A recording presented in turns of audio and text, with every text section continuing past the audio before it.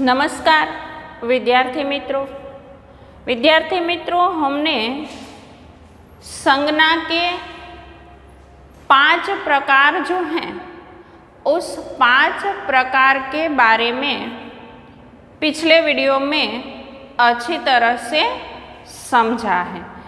तो हम ये तो जानते हैं कि संज्ञा यानी क्या, तो मैं बार बार उसका पुनरावर्तन करते हुए आपको ये समझाने का प्रयत्न करती हूँ कि संज्ञा यानी नाम, किसी भी व्यक्ति का हो, वस्तु का हो, पदार्थ का हो, प्राणी का हो, स्थान का हो, चाहे किसी भी चीज़ का जो नाम होता है उसे संज्ञा कहते हैं।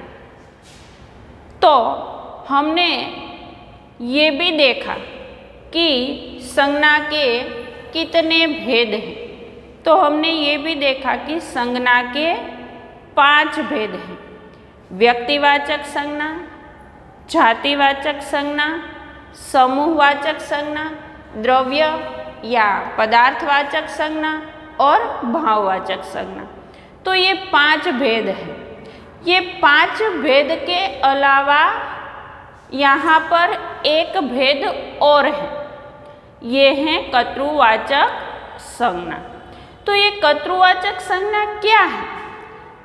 सामान्य रूप से जो संज्ञा है ये 5 भाग में बटी हुई है, लेकिन ये अलग क्यों है?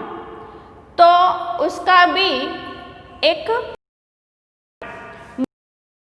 संज्ञा जो है वो 5 भाग में बटी है, परंतु संज्ञा का एक और विशेष रूप जिसे आज हम पढ़ने जा रहे हैं ये है कर्तृवाचक संज्ञा। तो ये कर्तृवाचक संज्ञा यानी क्या, किसे कहते हैं कर्तृवाचक संज्ञा? तो क्रिया को करने वाला अर्थात जो कर्ता होता है उस कर्ता को सूचित करने वाले को कर्तृवाचक संज्ञा कहते हैं। यानी कर्ता जो क्रिया करता है उस क्रिया को करने वाले कर्ता को जो सूचित करता है उसे कर्तृवाचक संज्ञा कहते हैं। वैसे जैसे हम शब्द समूह के लिए एक शब्द लिखते हैं उसी प्रकार यहाँ कर्तृवाचक संज्ञा का भी उसी तरह का रूप है। जैसे अगर हम कहें कि जो नाव, तो नाविक जो नाव चलाता है उसके लिए शब्द समूह के लिए एक शब्द दीजिए, नाव चलाने वाला, तो हम क्या देंगे? नाविक। उसी प्रकार से यहाँ पर जो नाव चलाता है नाविक। तो कर्तृवाचक संज्ञा में जो व्यक्ति होता है, ये व्यक्ति जो क्रिया करता है उस क्रिया का जो कर्ता है वही संज्ञा है। जो नाव चलाता है, नाव को चलाने वाला कौन है? तो नाविक। तो क्रिया कौन करता है नाव चलाने की? तो ये नाविक करता है। यानी जो क्रिया करता है वही कर्तृवाचक संज्ञा होती है। तो यहाँ पर हम पहले से ही थोड़ा समझ लें कि कर्तृवाचक संज्ञा किसे कहते हैं। क्रिया को करने वाले अर्थात कर्ता को कर्तृवाचक संज्ञा कहते हैं। जैसे जो शिक्षा देता है वह, जो शिक्षा देता है वह, कौन देता है शिक्षा? तो जो शिक्षा देता है ये। जो नाव चलाता है ये, तो ये शब्द है। ये दोनों शब्द रूप में भी प्रयोग कर सकते हैं और कर्तृवाचक संज्ञा, दोनों एक दूसरे का पूरक रूप जैसे हैं। तो अब हम ये देखेंगे कि कर्तृवाचक संज्ञाएं जो हैं वो बनती किस प्रकार से हैं। तो कर्तृवाचक संज्ञाएं प्रायः संज्ञा या क्रिया से बनती है। अब आपको पता है कि संज्ञा क्या है। तो ये कर्तृवाचक संज्ञा जो है वो प्रायः संज्ञा या क्रिया से बनती है। क्रिया यानी कोई भी कार्य, तो जो कार्य करता है, यहाँ पर शिक्षा देने का जो शिक्षक है वो क्या कार्य करता है? शिक्षा देने का। नाविक जो है वो क्या कार्य करता है? तो वो नाव चलाने का कार्य करता है। तो यानी जो संज्ञा है और क्रिया है, ये संज्ञा और क्रिया दोनों से ये कर्तृवाचक संज्ञाएं जो हैं आती हैं। कर्तृवाचक संज्ञा बनाने के लिए शब्द में प्रत्यय जो हैं वो लगाए जाते हैं। तो कर्तृवाचक संज्ञा बनाने के लिए प्रत्यय जो हैं वो लगाए जाते हैं। दोस्तों, मैंने यहाँ पर कुछ प्रत्यय के उदाहरण लिखे हैं। जैसे शिक्षक, उसमें प्रत्यय लगा अक और उससे कर्तृवाचक संज्ञा बनी शिक्षक। उसी प्रकार से मैंने यहाँ पर दूसरा जो उदाहरण लिखा है उसमें है चित्र और उसमें प्रत्यय लगा, यहाँ पर जो कर्तृवाचक संज्ञा है चित्रकार। तीसरा शब्द विद्रोह और उनमें प्रत्यय ई या द्रोही। उसी प्रकार से और धोखा और उसमें प्रत्यय लगा बाज, तो ये शब्द बना, जो कर्तृवाचक संज्ञा है वो बनी धोखेबाज। एरा प्रत्यय लगा तो उनसे शब्द बना लुटेरा। उसी प्रकार से यहाँ पर कुछ और उदाहरण जो हैं वो भी मैंने लिखे हैं। जैसे चलना, उनमें प्रत्यय जो है वो लगा अक, यानी कर्तृवाचक संज्ञा जो बनी वो चालक। फिर शब्द जो है वो खेलना, प्रत्यय लगा आड़ बना, कर्तृवाचक संज्ञा बनी खिलाड़ी। गिरी, उसमें प्रत्यय लगा धर और कर्तृवाचक संज्ञा बनी गिरिधर। पालना, उनमें प्रत्यय लगा हार, तो कर्तृवाचक संज्ञा बनी पालनहार। तो इस प्रकार से यहाँ पर जो मूल शब्द हैं उसमें जो प्रत्यय हैं बनाकर लगाकर ये कर्तृवाचक संज्ञा जो हैं ये बनाई जाती हैं। तो यहाँ पर प्रत्यय, शब्द और कर्तृवाचक ये मैंने उदाहरण लिखे हैं और इन उदाहरणों के साथ साथ कुछ और ज़्यादा उदाहरण देना चाहती हूँ। तो ये तो आप लिख ही लीजिए, उनके साथ साथ कुछ और उदाहरण जो मैं आपको समझाने का प्रयत्न करती हूँ, आप उसे भी अच्छी तरह से समझ लें ताकि आपको अच्छी तरह से पता चले कि कर्तृवाचक संज्ञा किसे कहते हैं। तो विद्यार्थी मित्रों, यहाँ पर मूल शब्द, उनमें जो प्रत्यय हैं ये और साथ में कर्तृवाचक संज्ञा, तो ये तीनों को देखकर हम एक एक करके आगे देखेंगे कि कर्तृवाचक संज्ञा में कितने प्रत्यय लगते हैं और कितने शब्द से कर्तृवाचक संज्ञाएं जो हैं ये बनती हैं। तो यहाँ पर पहला जो प्रत्यय है उसका उदाहरण हम देखेंगे। तो पहला है अक। तो अक प्रत्यय जो है, यहाँ पर शब्द है संचालन और संचालन शब्द के अंदर हमने अक प्रत्यय लगाया तो शब्द बना संचालक। तो उसी प्रकार से सेवा शब्द है और सेवा में अक प्रत्यय लगाने से जो कर्तृवाचक संज्ञा बनती हैं वो है सेवक। तीसरा शब्द जो है वो प्रत्यय लगने से जो कर्तृवाचक संज्ञा वो है।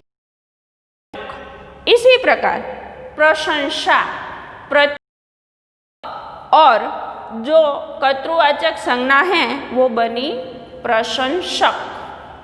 तो ये तो हमने कौन सा जो प्रत्यय है अक है,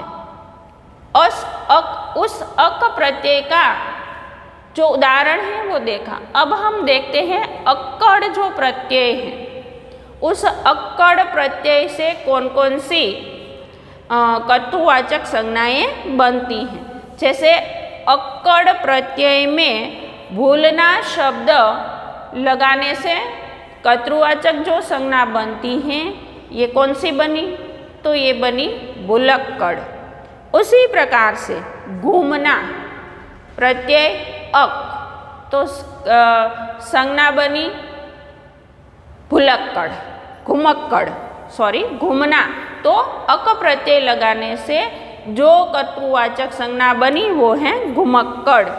फिर पीना, तो अक प्रत्यय और पियक्कड़, ये कर्तृवाचक संज्ञा बनी। फिर तीसरा उदाहरण आर प्रत्यय।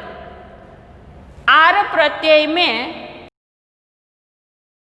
लगने से जो कर्तृवाचक बनी वो है चमार।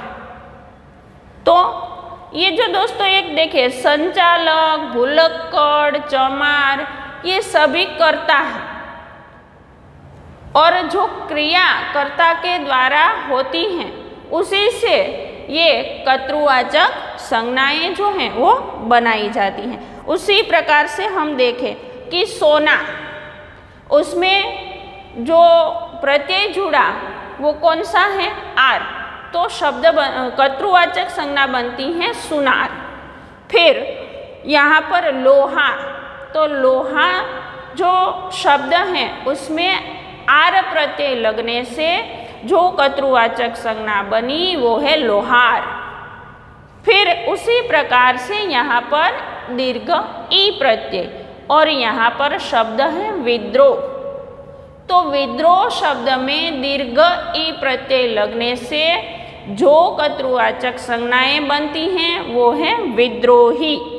उसी प्रकार शिल्प, तो शिल्प शब्द में दीर्घ ई प्रत्यय लगाने से जो कर्तृवाचक संज्ञा बनी वो है शिल्पी। उसी प्रकार संयम प्रत्यय दीर्घ ई, तो संयमी। आतंक दीर्घ ई और कर्तृवाचक संज्ञा बनी आतंकी। इसी प्रकार से आरी प्रत्यय, आरी प्रत्यय में भीख शब्द, तो उनसे जो कर्तृवाचक संज्ञा बनी वो है भिखारी। भीख के अंदर आरी प्रत्यय जो बना वो भिखारी। जो भीख मांगता है उसे भिखारी कहते हैं। ये शब्द समूह के लिए एक शब्द के रूप में भी लिखा जाता है। उसी प्रकार से पूजा, तो आरी प्रत्यय पूजा शब्द में आरी प्रत्यय लगने से है वो है पुजारी। जुआ शब्द है उनमें आरी प्रत्यय लगने से जो कर्तृवाचक संज्ञा बनती हैं वो है जुआरी। इसी प्रकार से इक प्रत्यय, इक प्रत्यय और इक प्रत्यय में पथ शब्द जो होता है उसमें इक प्रत्यय लगाने से जो कर्तृवाचक संज्ञा है वो है पथिक। तो पथ पर चलने वाला शब्द समूह है, उसके लिए एक शब्द दीजिए तो पथिक, और पथ में इक लगाने से जो कर्तृवाचक संज्ञा बनती है वो है पथिक। इसी प्रकार दर्शन प्रत्यय इक, तो दार्शनिक। प्रत्यय इक कर्तृवाचक संज्ञा वैज्ञानिक। उसी प्रकार कार प्रत्यय चित्र, मूल शब्द प्रत्यय लगा कार, तो शब्द बना चित्रकार। उसी प्रकार से नृत्य, कार प्रत्यय लगने से शब्द बना नृत्यकार। फिर मूर्ति, मूर्ति में कार प्रत्यय लगाने से जो कर्तृवाचक संज्ञा बनी वो है मूर्तिकार। नाटक, नाटक में कार प्रत्यय लगाने से जो कर्तृवाचक संज्ञा बनी वो है नाटककार। इतिहास, इतिहास में कार प्रत्यय लगाने से जो कर्तृवाचक संज्ञा बनी वो है इतिहासकार। उसी प्रकार से ता प्रत्यय, यहाँ पर निर्माण शब्द में ता प्रत्यय लगाने से जो कर्तृ वो है निर्माता। फिर यहाँ पर करना में जो प्रत्यय लगता है ता, तो शब्द कर्तृवाचक संज्ञा बन जाती है कर्ता। पर फिर हारना, इनमें ता प्रत्यय लग जाने से कर्तृवाचक संज्ञा बनती है हर्ता। और आदि प्रत्यय में जैसे कि हम खेल शब्द हैं, खेल शब्द में आदि प्रत्यय लगा दे तो कर्तृवाचक संज्ञा बन जाती है खिलाड़ी। उसी प्रकार से वान प्रत्यय और उनमें आस्था जो शब्द है उनमें वान प्रत्यय लगाने से जो कर्तृवाचक संज्ञा बनती हैं वो है आस्थावान। उसी प्रकार गाड़ी, तो गाड़ी शब्द जो हैं उनमें वान प्रत्यय लगा देने से जो कर्तृवाचक संज्ञा बनती हैं वो है गाड़ीवान। उसी प्रकार से वान प्रत्यय दर जो शब्द है उस दर शब्द वान प्रत्यय लगाने से कर्तृवाचक संज्ञा जो हैं वो बनती हैं दरवान। उसी प्रकार से दार प्रत्यय, तो जादू शब्द है, उस जादू शब्द में अगर हम दार प्रत्यय लेन शब्द में हम दार प्रत्यय लगा दे तो कर्तृवाचक संज्ञा जो बनती हैं वो है लेनदार। इसी प्रकार से फौज, उसमें दार प्रत्यय लगा दे तो कर्तृवाचक संज्ञा बनती हैं फौजदार।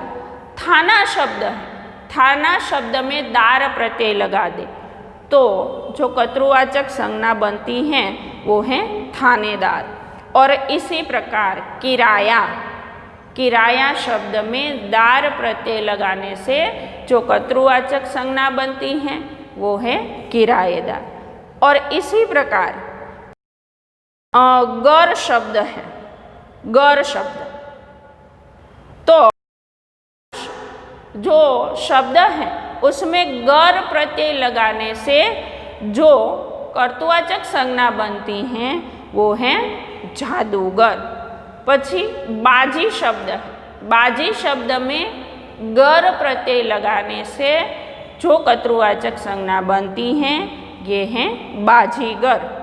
उसी प्रकार ची प्रत्यय है, तो ची प्रत्यय में मशाल शब्द लगा देने से, मशाल शब्द में ची प्रत्यय लगा देने से जो कर्तृ बनती हैं वो है मचालशी। फिर खजाना शब्द है और उसमें हम ची प्रत्यय लगा दे तो संज्ञा बनती है खजांची। फिर तोप शब्द है, तोप शब्द में ची प्रत्यय लगा दे तो शब्द बनता है तोपची। बंदूक शब्द है, उनमें ची प्रत्यय लगा दे तो कर्तृवाचक संज्ञा बनती हैं बंदूकची। तो उसी प्रकार से यहाँ पर जो प्रत्यय हैं उसमें युद्ध शब्द, अगर युद्ध शब्द है उसमें प्रत्यय लगा दे तो कर्तृवाचक संज्ञा बनती हैं योद्धा। फिर अंतिम जो है वो है बाज प्रत्यय, तो बाज प्रत्यय जो हैं उनमें धोखा प्रत्यय, धोखा शब्द जो है उस धोखा शब्द में बाज प्रत्यय लगा देने से जो कर्तृवाचक संज्ञा बनती हैं वो हैं धोखेबाज। उसी प्रकार तलवार, तो तलवार जो शब्द है उसमें बाज प्रत्यय लगा देने से जो कर्तृवाचक संज्ञा बनती हैं वो है तलवारबाज। और उसी प्रकार कुश्ती प्रत्यय लगा देने से जो कर्तृवाचक संज्ञा बनती हैं ये है कुश्तीबाज। तो कुछ शब्द ऐसे जिन प्रत्यय लगाने से जो शब्द बनता है ये कर्तृवाचक संज्ञा बन जाती है। तो विद्यार्थी मित्रों, यहाँ पर कुछ जो ज़रूरी बातें हैं ये आपको याद रखनी है। कर्तृवाचक संज्ञा किसे कहते हैं? तो क्रिया का जो कर्ता होता है वही कर्तृवाचक संज्ञा होता है। आज जितनी हमने यहाँ पर कर्तृवाचक संज्ञा देखी, इन सब में कर्ता मुख्य है। देखिए, संचालक, भुलक्कड़, चमार, विद्रोही, भिखारी, पथिक, चित्रकार, पत्रकार, नाट्यकार, जादूगर, तो जितने भी हैं ये क्रिया का करने वाला कर्ता है। और क्रिया का करने वाला जो कर्ता है वही कर्तृवाचक संज्ञा है।